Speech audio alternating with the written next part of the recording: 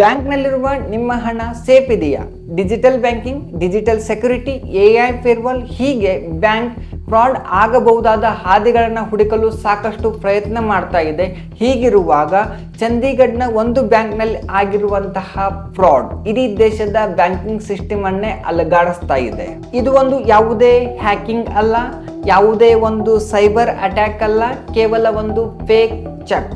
ಬ್ಯಾಂಕ್ನಲ್ಲಿರುವ 590 ಕೋಟಿ ರೂಪಾಯಿ ಮತ್ತು ಶೇರ್ ಮಾರ್ಕೆಟ್ನಲ್ಲಿರುವಂತಹ ಸುಮಾರು 14,000 ಕೋಟಿ ರೂಪಾಯಿಗಳನ್ನು ಸ್ವಾಹ ಮಾಡಿದೆ. ಟೆಕ್ನಾಲಜಿ ಬೇಸ್ಡ್ ಬ್ಯಾಂಕ್ ಕೇವಲ ಒಂದು ಪೆನ್ ಮತ್ತು ಪೇಪರ್ ಮಾಡಿರೋ ಮೋಸಕ್ಕೆ ಬಲಿ ಆಯ್ತಾ? ಈ ಸ್ಕ್ಯಾಮ್ ಹೇಗೆ ಆಯಿತು? ಇದನ್ನ ಮಾಡಿದವರು ಯಾರು? ಬ್ಯಾಂಕಿಂಗ್ನ ಸಿಸ್ಟಮ್ ಫೇಲ್ ಆಯ್ತಾ ಅಥವಾ ನಾವೇ ಮೂರ್ಖರಾಗಿದ್ದೇವಾ? ಇದೆಲ್ಲವನ್ನ ಇವತ್ತಿನ ಈ ವಿಡಿಯೋನಲ್ಲಿ ನೋಡೋಣ. ನೀವು ಇನ್ನೂವರೆಗೂ ನಮ್ಮ ಚಾನೆಲ್ನ ಸಬ್ಸ್ಕ್ರೈಬ್ ಮಾಡಿಲ್ಲ ಅಂದರೆ ದಯವಿಟ್ಟು ಸಬ್ಸ್ಕ್ರೈಬ್ ಮಾಡಿ. ಹರಿಯಾಣ ಸರ್ಕಾರ ಚಂಡೀಗಢನಲ್ಲಿರುವ IDFC ಫಸ್ಟ್ ಬ್ಯಾಂಕ್ನ ಬ್ರಾಂಚ್ಗೆ ತಮ್ಮ ಇಲಾಖೆಯಲ್ಲಿರುವಂತಹ ವಿವಿಧ ಅಕೌಂಟ್ಗಳನ್ನು ಬಂದು ಮಾಡಿ ಅಲ್ಲಿರುವ ಹಣವನ್ನು ಬೇರೆ ಬ್ಯಾಂಕಿನ ಅಕೌಂಟ್ಗಳಿಗೆ ವರ್ಗಾಯಿಸುವಂತೆ ಹೇಳುತ್ತೆ. ಆದರೆ ಸರ್ಕಾರ ಕೊಟ್ಟಿರುವ ಡೀಟೇಲ್ಸ್ ಮತ್ತು ಬ್ಯಾಂಕ್ನಲ್ಲಿರುವ ಡೀಟೇಲ್ಸ್ ಮ್ಯಾಚ್ ಆಗದೇ ಇರೋ ಕಾರಣ ಅಕೌಂಟನ್ನು ರೀಕನ್ಸಲೇಷನ್ ಮಾಡಲು ಹೊರಟಾಗ ಗೊತ್ತಾಗತ್ತೆ ಈ ಅಕೌಂಟ್ಗಳಲ್ಲಿದ್ದಂತಹ ಸುಮಾರು 590 ಕೋಟಿ ರೂಪಾಯಿಗಳ ದೊಡ್ಡ ಮೋಸ ನಡೆದಿದೆ ಎಂದು. ಈ 590 ಕೋಟಿ ರೂಪಾಯಿಗಳ ದೊಡ್ಡ ಸ್ಕ್ಯಾಮ್ ಬ್ಯಾಂಕಿಂಗ್ ಇತಿಹಾಸದ ಅತಿ ದೊಡ್ಡ ಸ್ಕ್ಯಾಮ್ಗಳ ಲಿಸ್ಟಿಗೆ ಮತ್ತೊಮ್ಮೆ ಸೇರಿದೆ.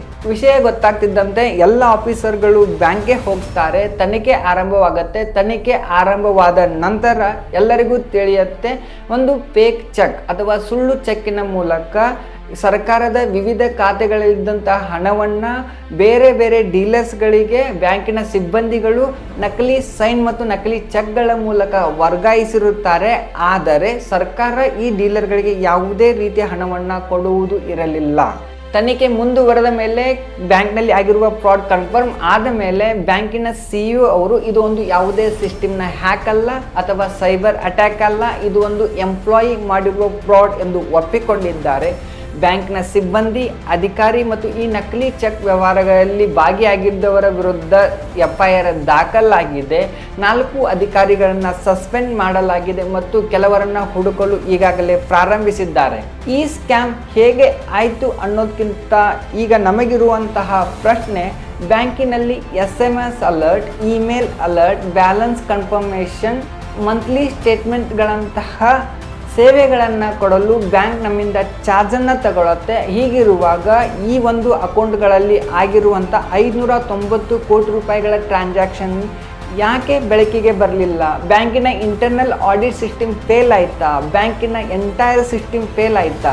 ಬ್ಯಾಂಕಿನಲ್ಲಿರುವ 590 ಕೋಟಿ ರೂಪಾಯಿಗಳು ಯಾವುದೋ ಒಂದು ಫೇಕ್ ಚೆಕ್ನ ಮೂಲಕ ಬೇರೆ ಅಕೌಂಟ್ಗಳಿಗೆ ವರ್ಗಾವಣೆ ಆಗತ್ತೆ ಅಂತಂದರೆ ನಾವು ಬ್ಯಾಂಕಿನ ಮೇಲೆ ಯಾವ ರೀತಿಯ ನಂಬಿಕೆಯನ್ನು ಇಡಬೇಕು ಅನ್ನೋದು ಎಲ್ಲರಿಗೂ ಕಾಡ್ತಾ ಇರುವಂತಹ ಪ್ರಶ್ನೆ. ಇದಕ್ಕಿಂತಲೂ ಹೆಚ್ಚು ನಷ್ಟವಾಗಿರುವುದು ಶೇರ್ ಮಾರ್ಕೆಟ್ನಲ್ಲಿ IDFC ಫಸ್ಟ್ ಬ್ಯಾಂಕ್ನ ಸ್ಟಾಕ್ನಲ್ಲಿ ಇನ್ವೆಸ್ಟ್ ಮಾಡಿರುವಂತಹ ಹೂಡಿಕೆದಾರರಿಗೆ. ಸೋಮವಾರ ಮಾರ್ಕೆಟ್ ಓಪನ್ ಆದಮೇಲೆ ಸ್ಟಾಕ್ನ ಪ್ರೈಸ್ 20% ಕೆಳಗಡೆ ಹೋಗುತ್ತೆ, ಲೋವರ್ ಸರ್ಕ್ಯೂಟ್ ಹಿಟ್ ಆಗುತ್ತೆ. ಇದರಿಂದಾಗಿ ಸುಮಾರು 15,000 ಕೋಟಿ ರೂಪಾಯಿಗಳ ಕ್ಯಾಪಿಟಲ್ ಲಾಸ್ ಆಗತ್ತೆ. ಜನ ಬ್ಯಾಂಕಿನಲ್ಲಿ ಒಂದು ಭರವಸೆಯಿಂದ ಹಣ ಇಡ್ತಾರೆ. ಆದರೆ ಈ ಕೇಸ್ನಿಂದ ಜನಸಾಮಾನ್ಯರು ಬ್ಯಾಂಕಿನ ಮೇಲೆ ಇರುವ ನಂಬಿಕೆಯನ್ನು ಕಳೆದುಕೊಳ್ಳುವಂತಾಗ್ತಾ ಇದೆ. ಈಗ ಹರಿಯಾಣ ಸರ್ಕಾರ IDFC ಫಸ್ಟ್ ಬ್ಯಾಂಕನ್ನು ಡಿ-ಎಂಪೆನಲ್ ಮಾಡಿದೆ. ಅಂದರೆ ಹರಿಯಾಣ ಸರ್ಕಾರ IDFC ಬ್ಯಾಂಕಿನ ಜೊತೆ ಯಾವುದೇ ರೀತಿಯ ವ್ಯವಹಾರವನ್ನು ನಡೆಸಲ್ಲ ಮತ್ತು ತನ್ನ ಎಲ್ಲ ಇಲಾಖೆಗಳಿಗೂ IDFC ಬ್ಯಾಂಕ್ನಲ್ಲಿರುವ ಎಲ್ಲ ಖಾತೆಗಳನ್ನು ಬಂದು ಮಾಡಲು ಆದೇಶವನ್ನು ಹೊರಡಿಸಿದೆ. ಒಂದು ಸರ್ಕಾರಕ್ಕೆ ಒಂದು ಬ್ಯಾಂಕಿನ ಮೇಲೆ ಇರುವಂತಹ ನಂಬಿಕೆ ಹೋಗಿದೆ ಅಂತ ಅಂದರೆ ಜನಸಾಮಾನ್ಯರು ಯಾರ ನಂಬಿಕೆಯಿಂದ, ಯಾರ ಭರವಸೆಯಿಂದ ಬ್ಯಾಂಕ್ಗಳಲ್ಲಿ ಹಣವನ್ನು ಇಡಬೇಕು ಅನ್ನೋದು ಜನಸಾಮಾನ್ಯರ ಪ್ರಶ್ನೆಯಾಗಿದೆ.